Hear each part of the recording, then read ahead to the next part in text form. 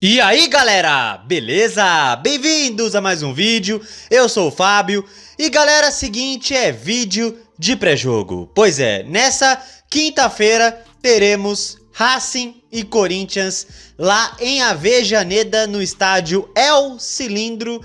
Pois é o jogo de volta aí, primeira partida foi 2-2 em Itaquera, então o Corinthians joga aí para ver se conseguimos avançar para uma primeira final de Copa Sul-Americana na nossa história, né? E para começar o vídeo de pré-jogo, vamos com a possível escalação aí do Corinthians para o confronto, né? Eu não vi nenhuma prévia, não sei o time que o Ramon Dias pretende utilizar, tá? Mas eu imagino que seja mais ou menos isso. Também tem um jogador ou outro que eu colocaria, tá? E o possível time aí talvez seja Hugo Souza, Mateuzinho, Torres, André Ramalho e o Matheus Bidu, José Martínez, Carrilho, Charles, Coronado, Thales Magno e Yuri Alberto, né? Bom, nesse time aí, eu tirei o Memphis do time titular, eu coloquei aí o Thales Magno junto com o Yuri Alberto. O Memphis, galera, nos últimos 2 jogos, ele jogou os 90 minutos, né? Então eu imagino que ele vá ser poupado nesse jogo contra o Racing, e eu espero que ele seja poupado visando o clássico contra o Palmeiras, né? Ficar forçando o Memphis, eu não acho certo não. E eu acho que ele tá um pouquinho pesado ainda, né? Ele tá mais ágil, mas eu acho ele um pouquinho pesado. Então eu colocaria ele no banco nesse jogo e deixaria pro segundo tempo, né? O Igor Coronado é o seguinte: o Coronado, ele tá suspenso contra o Palmeiras. Suspenso, não joga. Então, cara, eu colocaria ele de titular na Argentina. E dava outro descanso, no caso, né? Dava outro descanso pro Rodrigo Garro. Já que o Coronado não joga na segunda-feira, eu colocava ele de titular nesse jogo aí. Pelo que eu vi, o Kaká, ele tá fora da partida, ele tomou uma pancada na perna. Não sei se é na perna ou no quadril, enfim. Ele tomou uma pancada, o Kaká. Então ele não joga, nem viajou para a Argentina. Então eu imagino que a zaga seja essa aí, Torres e Ramalho, certo? Bom, de resto, deve ser mais ou menos esse time aí, né? Não sei se o Alex Santana vai ser mantido no time titular, né? Ele foi no último jogo contra o Cuiabá. Ele tá voltando de lesão, né? Tá voltando de lesão o Alex Santana. Então não sei se o Ramon Dias vai querer insistir com ele aí, um outro jogo de titular, não sei. Por isso eu coloquei Carrilho, Charles e o Martínez no meio de campo, né? Assim, galera, talvez alguns de vocês acham que há uma possibilidade do Ramon Dias entrar com 3 zagueiros. Tudo bem. Talvez coloque aí o Gustavo Henrique na zaga e aí tire um homem do meio de campo. Talvez o Charles, por exemplo. Mas assim, vamos ver a lista de relacionados aqui. O meu timão postou. Na lista de relacionados só tem 3 zagueiros que viajaram para a Argentina. Então, eu acho que ele não vai arriscar não ter nenhum zagueiro no banco. Porque se ele jogar com 3 zagueiros, a gente não teria nenhum zagueiro na reserva, né? Jogando com 3 zagueiros, nenhum zagueiro ficaria no banco. Não tem zagueiro. Então, eu acho que ele não vai entrar com 3 zagueiros. Eu acho. Tudo bem, pode ser que ele entre e aí fique sem nenhum zagueiro pro banco de reservas, mas eu acho que ele vai entrar com 2 zagueiros mesmo e o Gustavo Henrique vai ser o banco. Eu acho, né? Aí vocês estão vendo aí os relacionados, né? Goleiros, o Hugo Souza, o Felipe Longo e o Matheus Donelli. Zagueiros, André Ramalho, Gustavo Henrique e o Félix Torres. Laterais, Mateuzinho, Matheus Bidu, Fagner, Hugo e Léo Maná. Bom, eu não sei a necessidade do Léo Maná aí, mas enfim. Meio-campistas, José Martínez, Breno Bidon, Alex Santana, Igor Coronado, Rodrigo Garro, Ranielli, Charles e o André Carrilho. Atacantes, Thales Magno, Yuri Alberto, Pedro Raul, Memphis Depay, Pedro Henrique e Romero. Lembrando que o Héctor Hernandes, ele tá machucado, só volta ano que vem. E o Giovani tá um imbróglio em relação ao contrato dele. Então o Giovani ele não vai ser relacionado até resolver esse problema, né? Pelo que eu vi, tá o Matheus Araújo e o Caetano, o outro zagueiro, também com esse problema de renovação de contrato, né? Enfim. E, gente, eu não vou mostrar o retrospecto do confronto, porque eu já mostrei na semana passada, no vídeo de pré-jogo da partida de Itaquera, né, no jogo de ida. Eu já mostrei o retrospecto histórico do confronto, então não vou mostrar de novo, senão seria muito repetitivo, tá? Então, vamos lá. Vamos falar mais um pouquinho do jogo. Racing Corinthians em Avejaneda. E bom, galera, eu tô vendo muitos comentários aí, né? Eu adoro ver comentários. Eu tô vendo muitos comentários de torcedores falando assim: ah, vai ser muito difícil a classificação. Ah, depois do primeiro jogo é impossível classificar na Argentina. Não vai dar. O Racing é um time bom, vai ganhar da gente, não sei lá o quê. Muitos comentários pessimistas, né? Mas assim, gente, não é impossível uma classificação. Não é impossível. Em 2019, há 5 anos atrás, eliminamos esse mesmo Racing lá em Avejaneda, no El Cilindro, pela Sul-Americana, nos pênaltis, né, após o empate em Itaquera. Então não é impossível, já que já eliminamos esse adversário na Sul-Americana e ainda no estádio deles, há 5 anos atrás. Então não é impossível. Tá? Tudo bem, em 2019 o Racing era outro time, o Corinthians era outro time, era outras circunstâncias, não era uma semifinal em 2019, era a primeira fase, era uma época que a Sul-Americana era só mata-mata, certo?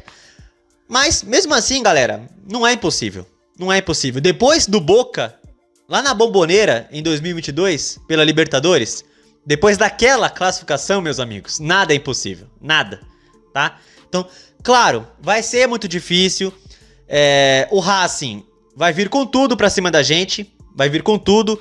Eles estão motivados pelo empate que conseguiram em Itaquera, então eles vão vir pressionando a gente com o apoio da torcida deles.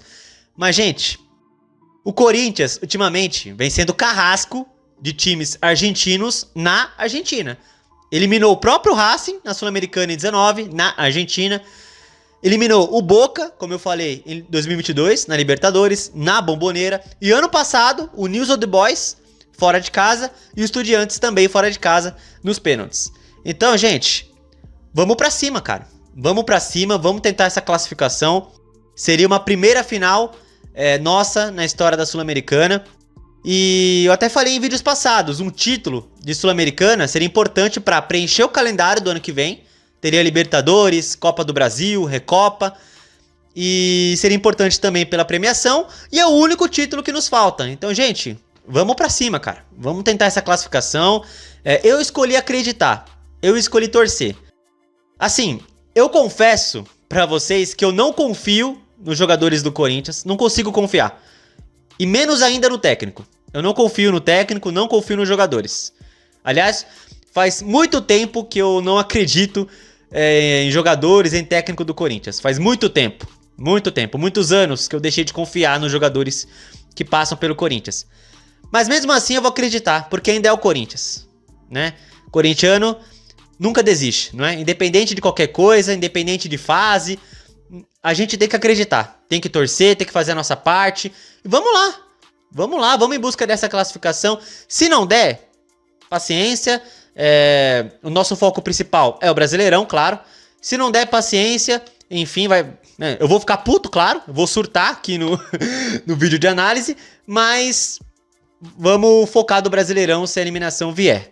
Porém, se a gente classificar, meus amigos, Assunção será invadida. Assunção será invadida pela Fiel, cara. Só isso que eu posso dizer. Então, vamos pra cima dos caras, gente. Vamos pra cima e vamos acreditar. Assim, se você acha que vai ser eliminado, não assista o jogo. Não perca o tempo assistindo, entendeu? É um conselho que eu dou. Se você tem certeza que o Corinthians não vai classificar, então nem assista. Tudo bem, o Corinthians pode ir lá, pode fazer um mau jogo, tomar de 3-0, pode acontecer. Pode acontecer. Mas eu vou acreditar e vou torcer. Se der, ótimo. Se não der, paciência, né? E assim, é claro, galera, que vamos depender do time inteiro para garantir essa classificação, né? Mas eu acho que tem um jogador em especial que pode ser muito importante na nossa classificação para a final, né? Tem um jogador que pode ser muito importante e esse jogador é o Hugo Souza. Sim, o nosso goleiro. E por que eu quero destacar o Hugo Souza, né?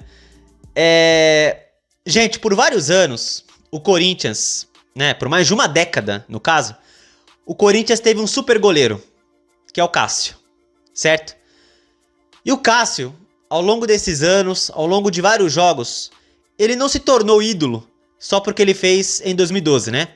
Só pelo que ele fez na Libertadores, no Mundial, não foi só por causa daquilo que ele se tornou ídolo do Corinthians, o Cássio. Foi jogo após jogo, ano após ano, que ele foi se provando e virando ídolo do time. Hoje é um dos maiores ídolos da nossa história, o Cássio, não é? E era um goleiro que a gente contava em momentos, sabe, que a gente precisava realmente dele. Como a classificação contra o próprio Racing em 2019, que o Cássio foi lá, foi bem no tempo normal e pegou 2 cobranças. Contra o Boca, na Bombonera pela Libertadores, a mesma coisa, 2 anos atrás, certo? E assim, nos acostumamos a ter o Cássio decidindo pra gente ao longo desses anos, né? Aí eu pego o Hugo Souza aí, né? Eu pego o exemplo do Hugo Souza, porque assim, o Hugo Souza, ele dá a impressão que ele quer ficar vários anos no Corinthians, ele quer ser titular do Corinthians por vários anos, né? Ele dá essa impressão pra torcida, né? E se o Hugo Souza realmente ele quer isso, ele quer ser o goleiro do Corinthians nos próximos anos, ele tem que se provar. A cada jogo que passa, ele tem que se provar. É assim que funciona. E é nesse tipo de jogo que ele pode se provar. É nesse tipo de jogo. É nesse tipo de jogo que o Cássio ele se provou em muitas oportunidades. É nesse tipo de jogo. E é nesse tipo de jogo que o Hugo Souza pode se provar pra gente. Certo?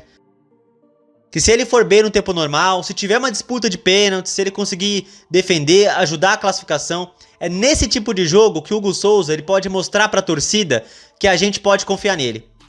Que ele pode mostrar que tem condições de nos representar debaixo do gol. É nesse tipo de jogo. Ele quer ser o goleiro titular do Corinthians nos próximos anos? Pois é em jogos assim que um goleiro tem que se provar capaz, certo? Tudo bem, o time tem que ajudar ele, claro, ele não vai jogar sozinho, obviamente. A zaga dele tem que ajudar, não adianta nada ele defender 20 chutes ali e a zaga só fizer merda e entregar, né? Ele não pode se multiplicar por 5, isso é claro. A zaga tem que ajudar, o time tem que ajudar, isso é óbvio, tá? Mas eu lembro de muitos momentos que o Corinthians estava no sufoco e o Cássio ia lá e salvava. Assim, eu não quero comparar o Hugo Souza ao Cássio, em questão assim, eu não quero exigir que o Hugo Souza se transforme no novo Cássio. Eu acho que seria covardia da minha parte. Porque dificilmente na nossa história vai surgir um goleiro maior que o Cássio. Dificilmente. Então, seria injusto cobrar do Hugo Souza que ele vire um goleiro tão grande quanto o Cássio foi. Seria injusto da minha parte, certo? Mas como eu falei, o Hugo Souza, ele quer ser o nosso goleiro por vários anos, ele tem que se provar. E em jogos assim que ele tem que se provar. Em jogos de classificação, em jogos mata-mata principalmente, em jogos que pode terminar em disputa de pênaltis, são jogos assim que o Hugo Souza pode aparecer e mostrar pra gente que ele tá preparado pra assumir o gol do Corinthians, né?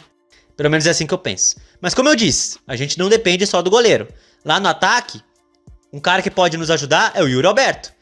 O Yuri, que vinha sendo muito criticado pela torcida, por mim, principalmente, por perder vários gols, certo?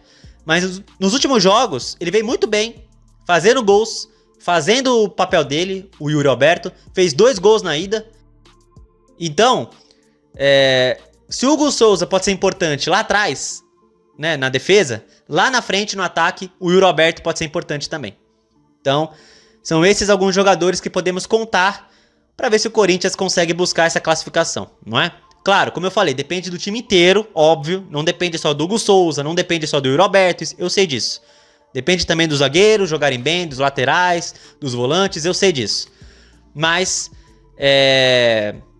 acho que tem 2 jogadores que podem se destacar e podem ajudar muito o Corinthians, são Hugo Souza e Yuri Alberto. O Hugo Souza principalmente se for pros pênaltis, né?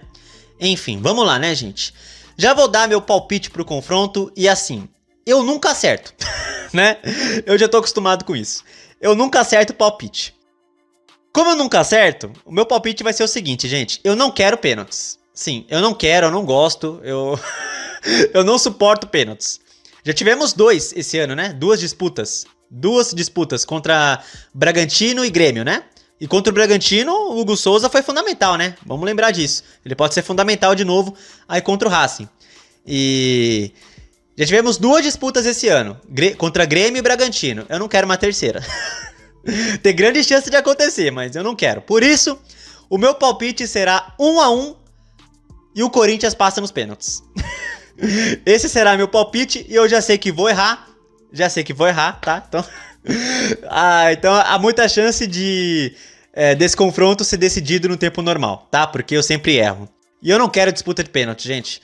Eu queria muito que o Corinthians decidisse no tempo normal ainda com uma vitória. E eu acho que dá sim pra vencer os caras lá. Por que não? Vai ser difícil? Claro que vai. Eles têm um bom time, o Racing.